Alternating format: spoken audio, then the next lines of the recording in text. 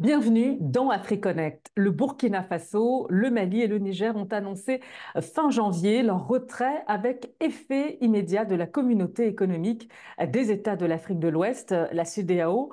Cela ne surprend pas, sauf peut-être dans les couloirs de l'instance sous-régionale. Ce n'est pas une première pour l'organisation puisque la Mauritanie s'est retirée en 2000. Sans les trois pays du Sahel, la CEDEAO ne compterait que 12 membres. Désormais, ces trois pays sont réunis au sein de l'Alliance des États du Sahel. Alors, nous allons essayer de comprendre ce que signifie ce que l'on peut appeler l'AEXIT, son impact sur la région et sur les populations. Bonjour, docteur Amadou Maïga. Vous êtes économiste, membre du Conseil national de transition au Mali, premier secrétaire parlementaire du CNT. Merci d'avoir accepté notre invitation dans AfriConnect sur RT en français. Merci, madame. Bonjour également à vous, docteur Yves Ameizo. Vous êtes économiste et directeur du think tank Afrocentricity. Merci également à vous d'avoir accepté notre invitation.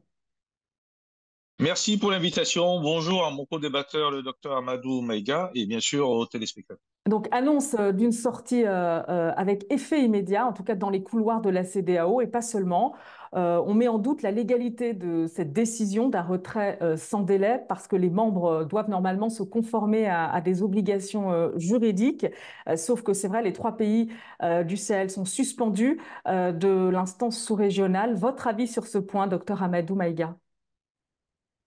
Oui, au fait, je crois que les dirigeants de la CEDEAO sont en perte de vitesse. C'était prévisible éventuellement ce retrait de ces trois pays de la CEDEAO depuis les sanctions inhumaines, illégales et illégitimes imposées par la Communauté économique des États d'Afrique de l'Ouest, qui n'est endossée en aucun texte. Et de surcroît, ils ont entraîné avec eux l'Union économique et monétaire ouest-africaine pour sanctionner injustement le Mali le 9 janvier 2022. Donc, le fait de dire encore qu'il n'y a pas de base juridique légale pour sortir nos États de la CEDEAO ne nous surprenne guère. Éventuellement que cela nous revienne de plein droit de nous retirer de la CEDEAO. Nous y avons adhéré sans forcing. D'ailleurs, nous faisons partie de ceux qui sont à la base de la création de la CEDEAO. Et aujourd'hui, en bonne et due forme, nous avons notifié à la CEDEAO notre retrait, le retrait des États du Sahel de la CEDEAO. Et maintenant, ce sont des négociations éventuellement qui vont s'ouvrir pour voir dans quelle mesure nous pouvons nous retirer de la CEDEAO. Sinon, elle est déjà actée et effective chez nous et avec effet immédiat, comme l'atteste le communiqué d'hier du ministère des Affaires étrangères et de la coopération internationale du Mali. Docteur Iveco Arizo, sur ce point, la légalité de cette décision d'un retrait avec effet immédiat, votre point de vue? Oui, la notion de légalité telle que prononcée par la CEDEAO, en fait, pose problème. Vous savez que nous avons le protocole additionnel de la CEDEAO qui porte sur la démocratie et la bonne gouvernance, qui disent un certain nombre de principes, et beaucoup de ces principes n'ont pas été respectés. La CEDEAO elle-même a été créée par de nombreux militaires putschistes qui ont régulièrement oublié de faire respecter l'ensemble de ce principe. Maintenant, sur la légalité, en fait, je suis allé chercher l'article 91 du traité de la CEDEAO. Tout État membre désireux de se retirer de la communauté notifie par écrit dans un délai d'1 an sa décision au secrétaire exécutif. Et bien sûr qu'il en informe l'ensemble des membres. Et c'est à l'expiration de ce délai que la notification de retrait donc devient effectif. Entre-temps, comme vient de le dire le docteur Maïga, il y a des négociations qui vont s'enclencher. Alors, sur le plan juridique, et si on accepte que la CEDEAO accepte de respecter ses propres règles, oui, les trois pays, pour la CEDEAO, restent aujourd'hui des membres. Le problème, c'est la même CEDEAO qui les a suspendus. Donc, que signifie la légalité face à un membre suspendu? Donc, vous voyez tout le paradoxe, toute l'ambiguïté de la CEDEAO. Donc, moi, je pense que, en termes de bon voisinage, des négociations vont s'enclencher. On ne sait pas ce que ça va donner. Sur le plan politique, les trois pays ont pris une décision qui a un effet immédiat et qui doit être respectée. Le reste n'est qu'une question finalement de négociation et on verra bien ce qui se passe. Alors, puisque vous parliez de négociations, justement, il y a une réaction de la part de la CEDEAO à l'annonce d'un retrait sans délai. Regardez justement un extrait de ce communiqué parce que les mots ont été choisis et c'est intéressant de décrypter ce qui se cache derrière. L'attention de la Commission de la Communauté économique des États de l'Afrique de l'Ouest, CEDEAO, a été attirée par une déclaration diffusée sur les ondes des télévisions nationales du Mali et du Niger, annonçant la décision du Burkina Faso, du Mali et du Niger de se retirer de la CEDEAO. La Commission n'a pas encore reçu directement de notification formelle des 3 États membres sur leur intention de se retirer de l'organisation. Conformément aux instructions reçues de la Conférence des chefs d'État et de gouvernement, la Commission de la CEDEAO a travaillé de manière assidue avec les pays concernés en vue du rétablissement de l'ordre constitutionnel. Le Burkina Faso, le Mali et le Niger demeurent des membres importants de la communauté et la conférence reste déterminée à trouver une solution négociée à l'impasse politique. La Commission de la CEDEAO demeure saisie de la situation et fera ultérieurement d'autres déclarations en fonction de son évolution. Alors, la CEDEAO n'a pas pris acte et dit avoir été attirée par la déclaration que l'on a diffusée au début de cette émission. Elle attend une notification formelle et ne ferme pas la porte. Et elle se dit même ouverte à une solution négociée en vue justement d'un rétablissement de l'ordre constitutionnel, d'ailleurs dans les 3 pays aussi, Niger, Mali et Burkina Faso. Comment vous analysez cette réaction, docteur Amadou Maïga? Oh, c'est une réaction laconique, malheureusement, et qui vient en retard. Je pense que cette CEDEAO, quelque part, excusez-moi du terme, manque beaucoup de moralité. Entre-temps, la situation a évolué. Les 3 pays ont notifié bien et bien leur retrait à la CEDEAO et elle en a pris acte et elle a encore redemandé encore à ces pays de reconsidérer leur position. Et le ministère malien des Affaires étrangères a répondu hier tout près, lundi 6 février 2024, en disant clairement que c'est une position que nous ne pourrons plus reconsidérer et que l'article 91 du traité révisé ne fait plus foi d'ici et que le Mali s'entend déjà à des négociations. Et nous, ici, à l'interne, je puisse vous assurer que des réflexions sont en cours pour un divorce à l'amiable avec la CEDEAO, puisque pour nous, c'est une période de transition qui s'ouvre entre la CEDEAO et les États du Sahel. Et ce sont ces négociations, éventuellement, et ces discussions et ces réflexions qui vont aboutir à la matérialisation du retrait des États du Sahel de la CEDEAO. Vous savez, en parlant de CEDEAO, cela nous amène, nous pousse à revenir un peu en arrière. Le peuple et le monde entier a été témoin de toutes les sanctions inhumaines et illégales de la CEDEAO. Et quand nous regardons les objectifs de la CEDEAO, c'est d'abord, dans un premier temps, de promouvoir la coopération et l'intégration, de créer une union économique, voire monétaire en l'avenir, d'améliorer le niveau de vie des populations, de promouvoir les bonnes relations entre les États membres et contribuer au progrès et au développement des États, et d'avoir une région sans frontières avec des potentialités et des revenus pour nos populations et une libre circulation des personnes et de leurs biens. Quand, tout un, quand un arsenal de chefs d'État se met ensemble pour sanctionner un pays parce qu'il y a eu un changement de régime dans ces États-là, et qui est-ce qui va réellement endosser les conséquences de ces sanctions-là? C'est tout simplement le peuple, c'est tout simplement la population. Donc, elle s'est délibérément et de façon démesurée éloignée de ces objectifs.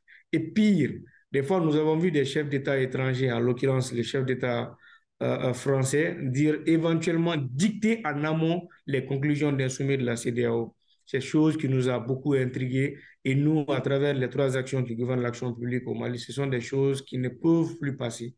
Alors justement, docteur Iveco-Amizo, est-ce que la CEDEAO va réellement lâcher prise parce qu'on a vu ses communiqués, elle ne ferme pas la porte hein, à l'AES, surtout elle est mise à l'épreuve aujourd'hui avec la crise politique qui se déroule au Sénégal, à votre avis? Écoutez, la CEDEAO a plusieurs problèmes qui viennent d'être indiqués. Moi, je vais être beaucoup plus simple. La CEDEAO avait un objectif de développement. Développement sous toutes ses formes, intégration régionale, etc. Ce mot développement a disparu dans le sigle même de la CEDEAO. Et cette décision a été prise en catimini face au peuple et face aux dirigeants eux-mêmes d'ailleurs. Donc ils se sont éloignés en fait des idéaux des pères fondateurs, voire même du panafricanisme. Parce que derrière le problème qui vient d'être indiqué, c'est l'influence des puissances étrangères. On cite la France, mais il n'y avait pas que la France.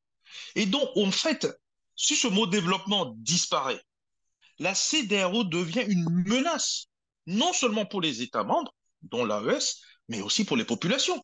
Parce que affamer des populations qui sont dans des espaces qui n'ont pas accès à la mer, c'est un crime. C'est un crime. C'est-à-dire qu'on ne veut pas faire le débat, mais c'est un crime contre le peuple, les peuples de l'AES. Deux, ils n'ont pas apporté d'assistance quand il y a des attaques terroristes. C'est non-assistance à trois États et leur peuple en danger. Non-assistance à personne en danger. Alors C'est extrêmement justement, grave. docteur Yves Ekoameso, justement, vous parliez de l'opinion. On voit que la réaction de la CEDEAO face à la crise au Sénégal est beaucoup plus mesurée.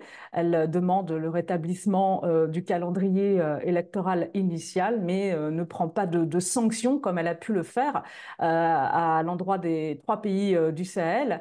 Est-ce que dans l'opinion, ça risque d'être un fait marquant? Docteur Amadou Maïga, votre avis? Bien sûr, bien sûr. Le communiqué, la réaction de la CEDEAO face à la situation désastreuse, calamiteuse et anticonstitutionnelle qui se déroule actuellement au Sénégal est tout simplement une honte. Mais vous savez, les peuples du Sahel et les peuples de la CEDEAO de façon générale sont habitués à ces communiqués de la CEDEAO. Quand il s'agit de défendre des chefs d'État entre eux-mêmes, au fait, c'est une association ou un syndicat de chefs d'État. Ils ont toujours les mots justes, des communiqués laconiques pour éventuellement s'extirper du jeu. Nous avons vu le cas en Côte d'Ivoire avec le président Alassane Dramane Ouattara. Nous avons vu le cas en Guinée avec l'ancien président Alpha Condé, qui éventuellement avait changé de façon délibérée leur constitution pour se maintenir au pouvoir. Et c'est le même jeu aujourd'hui qui se passe au Sénégal. Mais ce qu'ils oublient, c'est que le peuple sénégalais est un peuple averti. Qu'il y ait CEDEAO ou pas, le peuple sénégalais saura se défendre et saura prendre en mesure, saura prendre son avenir en jeu et saura relever ce défi. Et vous savez. Alors justement, sur le retrait précisément, quel est le processus envisagé? Est-ce que c'est un retrait collectif, un retrait distinct et combien de temps ça va prendre? Alors Docteur Amadou Maïga. Déjà, les discussions sont en cours. Avant de commencer cette émission, j'avais demandé au ministre des Affaires étrangères quelques éléments de langage.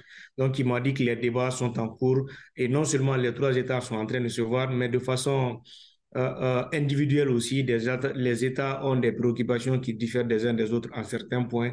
Donc, les négociations vont se faire quelque part de façon globale, mais le plus souvent de façon individuelle parce que l'adhésion s'est faite de façon individuelle. De la même façon que les États ont adhéré, c'est de cette même manière que les États vont mettre en place des négociations pour pouvoir se retirer tout en préservant leur intérêt commun. Donc, en gros, c'est ce qui va se passer. Mais pour l'heure, on ne peut pas éventuellement se prononcer sur cela en disant que quelles sont réellement les lignes ou les grands axes sur lesquels vont se focaliser les débats. Alors, docteur Yves Ekoameso, justement sur les prérequis, les conditions en tout cas requises pour une sortie de la CEDEAO, hein. Quelles sont ces Vous savez, conditions? les conditions, moi, je n'irai pas si loin que ça. Vous savez, avant d'aller vers l'intégration régionale et d'être membre de la CEDEAO, une structure sous-régionale ou régionale, tous ces États avaient des accords bilatéraux. Donc, prenons des exemples concrets. Si vous devez circuler entre le Mali et la Côte d'Ivoire, le Burkina et la Côte d'Ivoire ou le Niger et la Côte d'Ivoire, et que vous avez signé des accords bilatéraux, chacun de ces pays avec la Côte d'Ivoire, que vos ressortissants en Côte d'Ivoire pourront librement circuler, ne pas avoir nécessairement une carte de séjour, etc. Mais ces accords bilatéraux restent valables. C'est l'ensemble de ces accords qui sont en fait mis ensemble, harmonisés pour en faire des accords sous-régionaux ou voire régionaux. Maintenant, quand on sort du volet régional, les accords bilatéraux ne sont pas rompus. Au contraire, ils vont même être renforcés, améliorés. C'est en cela d'ailleurs que ça permet à chacun de ces trois États de pouvoir arranger, structurer, adapter tel ou tel aspect qui n'est pas nécessairement le même que le pays voisin. Mais sur le fond, tout ce que j'ai entendu sur le fait que ça va empêcher la circulation des biens, des personnes et du capital n'est pas valable et certainement est faux et relève de la propagande. Maintenant, sur le cas sénégalais que vous avez dit tout à l'heure, je vais préciser, rétablir le calendrier électoral ne veut pas dire revenir à la date initiale d'ailleurs. Il s'agit simplement de dire quelque chose qui permet en fait peut-être de sauver le candidat ou le cas Macky Sall. Sauf que les gens sont tellement habitués à cela que le message de la CEDEAO non seulement est illisible, mais inaudible. Les gens ne veulent même plus les écouter. Vous savez que d'habitude, ils prennent une mission de leur propre initiative et ils vont dans le pays. Vous constaterez que le Sénégal, ils ne le font plus parce qu'ils vont être attendus, et je vous assure, cette fois-ci, c'est la population qui les attend. Donc, ils ont vraiment perdu beaucoup en crédibilité. Donc, pour revenir à votre premier point de l'égalité, quand vous perdez en crédibilité chez la plupart des peuples africains, c'est très, très difficile de revenir en arrière. Donc, le problème n'est pas l'AES, le problème est la CEDEAO. Est-ce que cette CEDEAO va pouvoir continuer à fonctionner telle qu'elle est, sans faire du développement? Est-ce qu'elle va continuer avec les mêmes chefs d'État, où il y aura du changement? Ou est-ce qu'elle va, au fond, devenir démocratique? Qu'on choisisse, c'est les individus qui sont là-bas, qui dirigent, pour que nous ayons une CEDEAO des peuples. Alors justement, la CEDEAO a quand même des contributeurs importants, je pense au Nigeria et au Ghana. On sait également que les liens d'amitié sont quand même assez forts entre les pays du Sahel et les autres membres de la CEDEAO. On peut citer par exemple le Mali, ses relations avec le Togo. Est-ce que, docteur Amaïgou Maïga, la sortie justement des pays du Sahel de la CEDEAO peut freiner justement les relations bilatérales, les relations multilatérales dans la région évoquées par Iveco Amezo? Je salue très fraternellement le docteur Ameizou pour tout ce qu'il vient de dire par rapport aux accords bilatéraux et multilatéraux entre ces États. Éventuellement que le retrait des États du Sahel, de la CEDEAO, en l'occurrence le Mali, ne va guère entraîner de conséquences sur les relations bilatérales entre le Mali et le Togo. Au contraire, cela va renforcer encore davantage nos relations. Vous savez, quand nous regardons un peu la structure de la CEDEAO, le commerce régional est assez faible. Quant au Mali, quand nous regardons la balance commerciale du Mali, nous importons beaucoup plus d'autres régions que des régions hors CEDEAO et nous exportons éventuellement l'or et le coton vers d'autres zones qui ne sont pas des zones de la CEDEAO. Donc cela va encourager même davantage, cela va avoir un impact positif positif et significatif éventuellement sur la balance des paiements de la République du Mali. Donc pour nous, sincèrement, nous allons tout simplement renégocier et revenir aux accords bilatéraux et voir dans quel cadre nous pouvons commercer avec tel pays ou tel pays et mettre l'accent sur la théorie des avantages comparatifs. Là où le Mali se sent le plus faible, si le Togo est à mesure d'aider le Mali, nous allons éventuellement aller vers le Togo. Si le Mali a un avantage comparatif avec tel pays, nous allons migrer vers ces pays.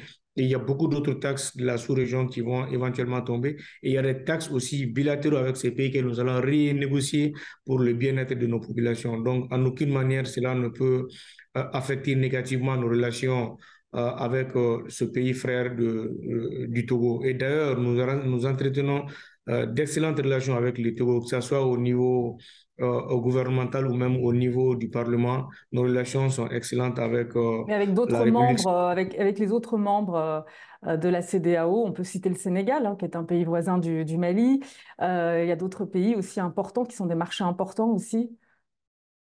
Bien sûr, c'est le Mali qui fait vivre, par exemple, le port du Sénégal, parce que le Mali a d'énormes importations qui transitent par le port du Sénégal. Vous avez vu quand la période d'embargo, la période de sanctions est intervenue, le Mali s'est tourné vers la Guinée, un pays frère, et à partir de là, le Sénégal a été obligé de reconsidérer sa politique économique et financière en faisant une loi de finances rectificative pour prendre en compte les conséquences négatives que cela a pu engendrer sur les finances publiques du Sénégal. Donc, c'est une relation gagnant-gagnant, malheureusement pour eux.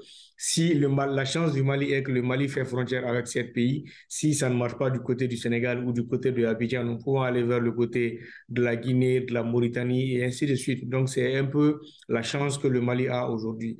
Donc cela ne nous inquiète guère parce que les deux pays y gagneraient davantage. Et c'est sûr et certain que quand les négociations vont commencer, on aura gain de cause. Et selon les dits du ministre de l'économie et des finances malien, quand le Mali sortira de la CEDEAO, le budget d'État va connaître un accroissement de 21 milliards de francs CFA dans un premier temps. Mhm. Alors, mais docteur Iveco Amezo, c'est vrai que vous l'avez dit que les pays du Sahel dépendent fortement de leurs importations.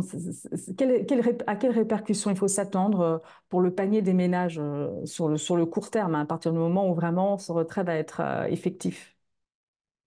Vous savez, les pays sont interdépendants. La CEDEAO et l'Union africaine ont fait une grosse erreur en ne discutant pas la notion d'union et donc d'intégration régionale. Quand vous êtes interdépendant, l'un a besoin de l'autre, l'autre a besoin de l'autre. Je reprends le cas du Mali avec la Côte d'Ivoire. Quand vous avez la Tabaski, la fête des musulmans, c'est le Mali qui fournit essentiellement de quoi manger là-bas et de quoi faire la fête avec les moutons. Et je ne parle pas des autres pays avoisinants avec les légumes. Quand vous supprimez cela, vous avez une révolution. En Côte d'Ivoire, non pas au Mali. Donc, ce n'est pas possible qu'il n'y ait pas des liens entre les deux pays sur le plan des échanges commerciaux.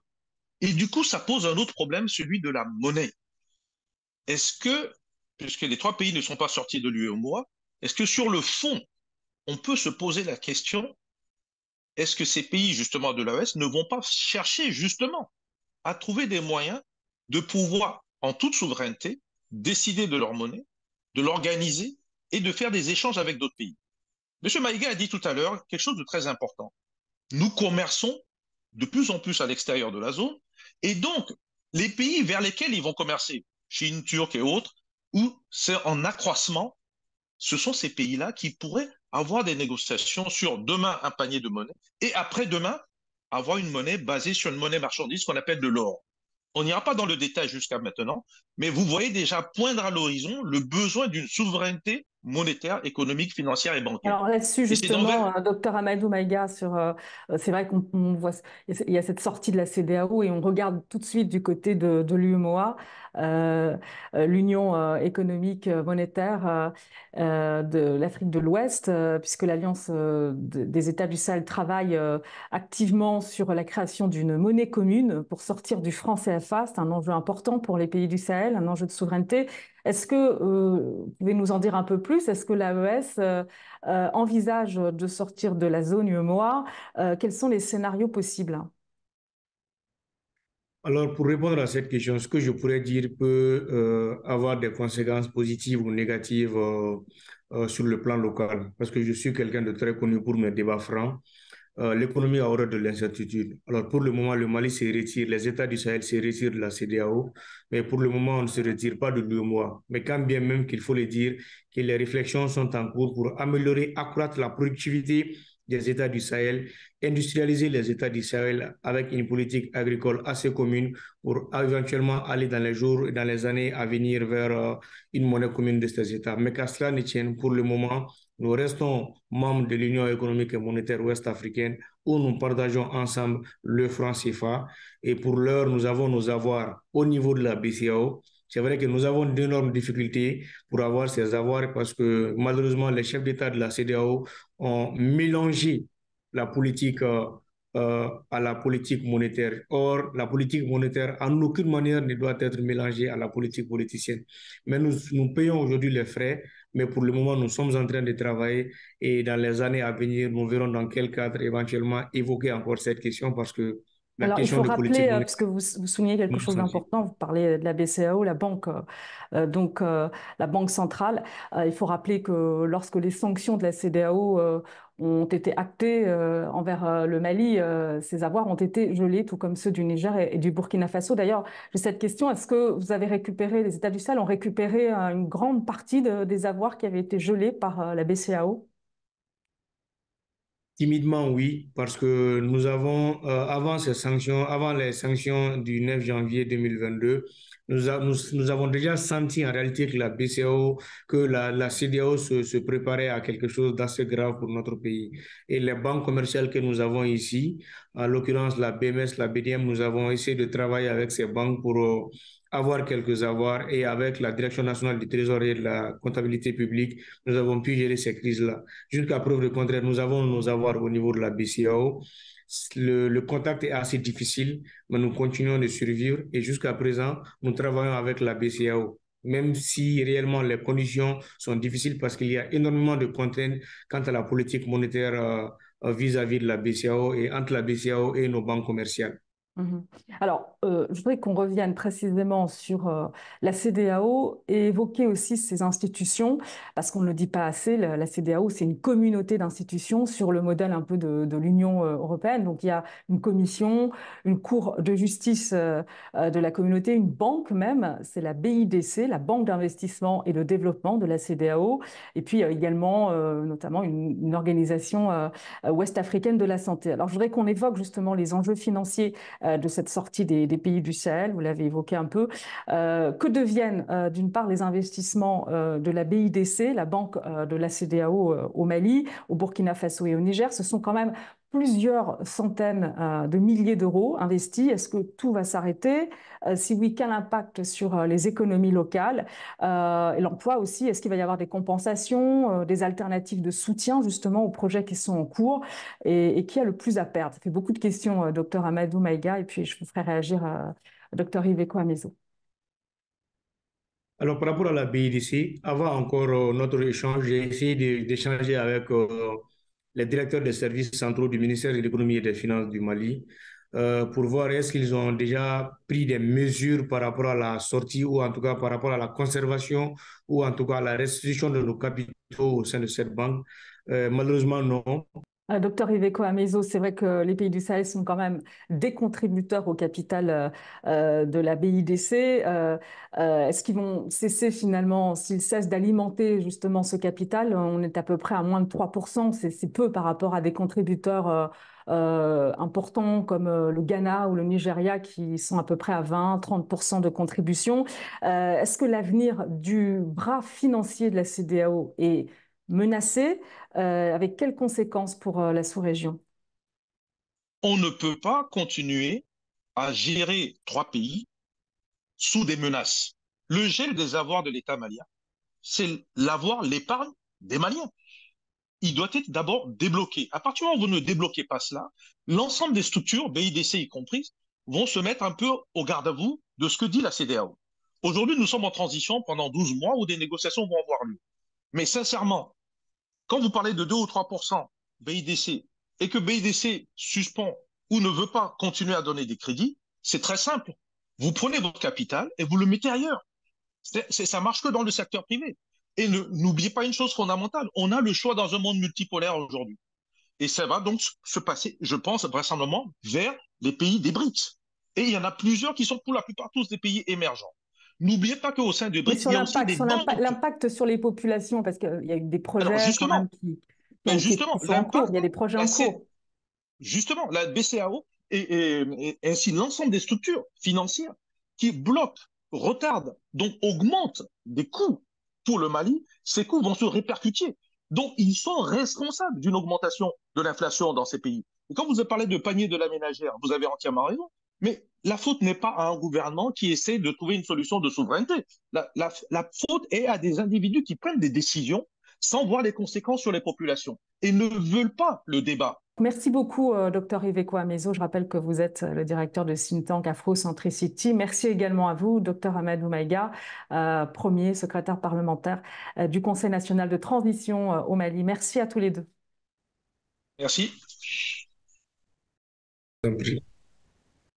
Et merci à vous de nous avoir